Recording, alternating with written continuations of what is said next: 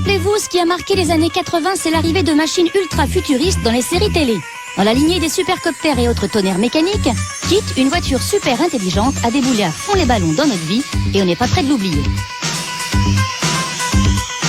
Au départ, cette banale Pontiac n'avait rien d'extraordinaire, mais après être passée entre les mains de George Barris, le créateur de la première Batmobile des années 60, KITT est ressorti du garage avec une carrosserie à tomber par terre. Cette année-là, la marque Pontiac n'a jamais autant vendu de voitures, merci qu'à 2000. Pour le look, c'est donc plutôt réussi. Passons maintenant à l'intelligence artificielle de la bête et croyez-moi, n'est pas donné à tout le monde de rendre une voiture intelligente. Pourtant, Miles Devon, le patron de Knight Industries, assisté de Bonnie, son ingénieur en chef, vont brillamment réussir cette prouesse technique. Si ça vous amuse, vous pouvez vous aussi transformer votre voiture en K2000 grâce aux pièces détachées que l'on trouve sur Internet, à condition de savoir effectuer quelques branchements.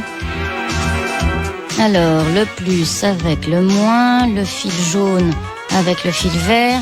Oh, puis j'y comprends rien. Même si KITT est capable de se conduire toute seule, il fallait bien qu'un beau gosse arrive à un moment donné dans l'histoire et c'est David Hasselhoff qui s'y est collé.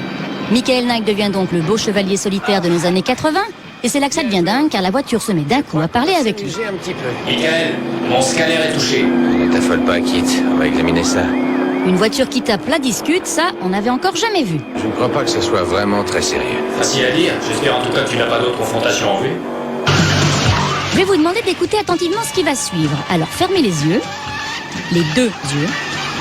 Non, Michael, elle a dit aux spectateurs de fermer les yeux. Elle n'a pas dit que toi, tu devais fermer les yeux, sinon on va aller dans le fossé. Michael. Moi, je m'appelle Guy Chapelier, je suis comédien et j'ai effectivement fait la voix de la voiture dans K2000. Bon, et comment on fait pour interpréter le rôle d'une voiture, alors? Au départ, on nous avait un petit peu dit, il faut faire une voix un peu métallique. Et moi, c'est vrai que je me suis un peu rebellé contre ça, parce que j'ai dit, ça sera très ennuyeux. Je vais essayer de t'expliquer, KITT. Écoute, c'est comme la purée d'épinards. Ou bien tu Et c'est quoi le secret de la réussite, alors, monsieur Je sais tout? On se sert d'un ordinateur de plusieurs centaines de millions pour lire un journal à 25 cents. On parcourt au moins la première page. On a, en accord d'ailleurs avec Yves-Marie Morin, qui fait Michael Hasselhoff, on s'est dit non, il faut qu'il y ait une complicité entre nous, sinon ça ne marchera pas. Et donc, il faut le jouer comme si c'était un homme à l'image, un autre, un copain. Et ce qui nous permettait, nous, de nous renvoyer la balle, de plaisanter, de trouver une complicité. Parce que sinon, on n'a pas une complicité avec une voiture. On fait une voix mécanique qui répète tout. Bon, ça n'a aucun intérêt.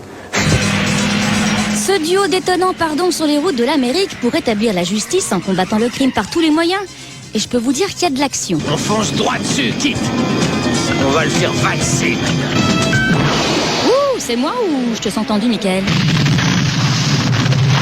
La voiture est d'une efficacité redoutable et brille par son intelligence. Elle communique même avec Michael grâce à une montre ultra moderne. XJ737. Celui qui dit n'avoir jamais fait ce geste au moins une fois dans sa vie est un menteur, car moi-même je l'ai fait. Je te remercie. Plus sérieusement, il a été question dernièrement de faire renaître la série avec un David Hasselhoff et des lunettes flambant neuves dans le rôle de Michael, mais en attendant cet éventuel retour, les nostalgiques pourront se plonger dans un nouveau jeu de course. K2000 The Game sort en novembre sur les consoles. Un héros des temps modernes. Dernier recours des innocents.